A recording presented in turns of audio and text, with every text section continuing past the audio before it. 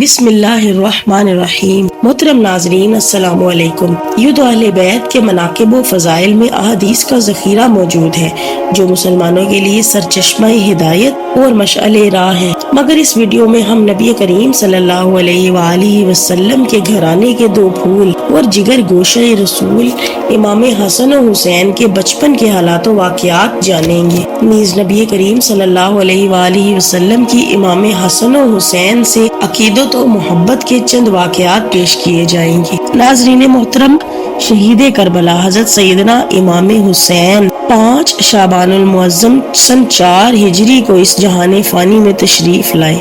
مشکات شریف کی حدیث ہے، نبی کریم صلی اللہ علیہ وآلہ وسلم کی چچی حضرت سیدنا عباس کی زوجہ محترمہ ام فضل روایت کرتی ہیں کہ میں نے حضور کی بارگاہ میں حاضر ہو کر عرض کیا کہ حضور، میں نے آج ایک عجیب و غریب خواب دیکھا ہے۔ نبی کریم صلی اللہ علیہ وآلہ وسلم نے فرمایا کہ تم نے کیا خواب دیکھا؟ انہوں نے عرض کیا، یا رسول اللہ، میں نے دیکھا کہ آپ کے جسم مبارک کا ایک ٹکڑا کاٹ کر میری گود میں رکھ دیا گیا ہے۔ تو حضور صلی اللہ علیہ وآلہ وسلم نے فرمایا، تم گھبراؤ نہیں، یہ تو بہت ہی نیک خواب ہے، اور اس کی تعبیر یہ ہے کہ میری جگر گوشہ فاطمہ رضی اللہ تعالی عنہا کہ ہاں ایک بیٹا پیدا ہوگا جسے تم اپنی گود میں لوگی۔ چنانچہ اس واقعے کے بعد سن 4 ہجری میں جب سیدنا امام حسین تولد ہوئے تو اس وقت آپ کے بڑے بھائی حضرت سیدنا امام حسن جو کہ والدہ محترمہ کا دودھ پیتے تھے، تو حضور صلی اللہ علیہ وآلہ وسلم نے حضرت سیدنا امام حسین کو ام فضل کی گود میں ڈال دیا۔ یوں حضرت ام فضل نے حضرت امام حسین کو دودھ پلایا۔ ناظرین محترم، ترمذی شریف کی روایت ہے کہ حضرت اسامہ بن زید سے مروی ہے کہ میں حضور صلی اللہ علیہ وآلہ وسلم کی بارگاہ میں حاضر ہوا تو میں نے دیکھا کہ آپ نے کمبل اوڑھا ہوا ہے اور اس میں کوئی شے حرکت کر رہی ہے۔ میں نے حضور نبی کریم صلی اللہ علیہ وآلہ وسلم سے دریافت کیا تو آپ صلی اللہ علیہ وآلہ وسلم نے اپنا مبارک کمبل کھول دیا تو میں نے دیکھا کہ آپ کی آغوش میں حضرت سیدنا امام حسن اور حضرت سیدنا امام حسین رضی اللہ تعالی عنہما تشریف فرما ہے۔ آپ نے فرمایا، یہ دونوں میری بیٹی کے بیٹے ہیں اور میں اللہ سے ان کے لیے دعا کرتا ہوں کہ مجھے ان سے محبت ہے، تو بھی ان سے محبت فرما، اور جو ان سے محبت کرے تو اس سے محبت کر۔ ناظرین محترم، بچپن میں ایک روز حضرت سیدنا امام حسن اور سیدنا امام حسین آپس میں کشتی کر رہے تھے۔ حضور نبی کریم صلی اللہ علیہ وآلہ وسلم نے حضرت سیدنا امام حسن سے فرمایا کہ حسن حسین کو پکڑ لو۔ جگر گوشہ رسول حضرت سیدہ فاطمہ رضی اللہ تعالی عنہا نے کہا کہ بابا جان، آپ بڑے بھائی کو کہتے ہیں کہ وہ چھوٹے بھائی کو پکڑ لے؟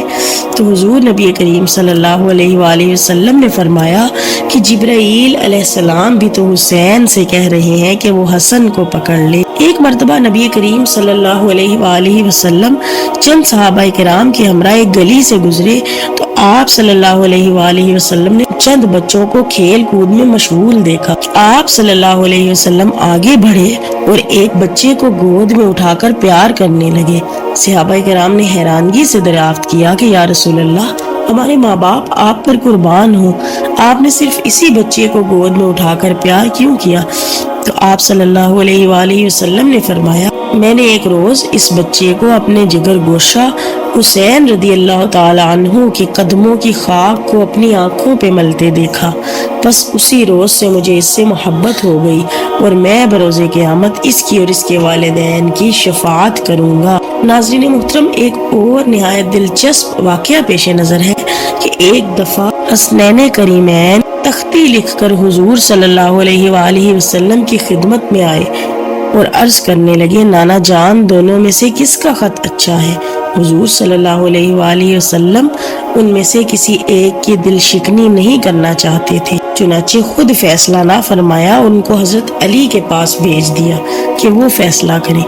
حضرت سیدنا علی المرتضیٰ رضی اللہ تعالیٰ عنہ نے بھی خود فیصلہ نہ کیا اور ان کو حضرت سیدہ فاطمہ الزہرا کے پاس بھیج دیا۔ انہوں نے فرمایا کہ مجھے خط کی زیادہ پہچان نہیں ہے، اس لیے میں یہ 7 موتی زمین پہ ڈالتی ہوں، تم میں سے جو زیادہ موتی چن لے گا اسی کی تختی اچھی ہوگی۔ آپ نے موتی ہوا میں اچھال دیے۔ جب موتی زمین پہ گرے تو جنت کے شہزادوں نے چننا شروع کیا۔ دونوں شہزادوں نے 3 موتی چن لیے۔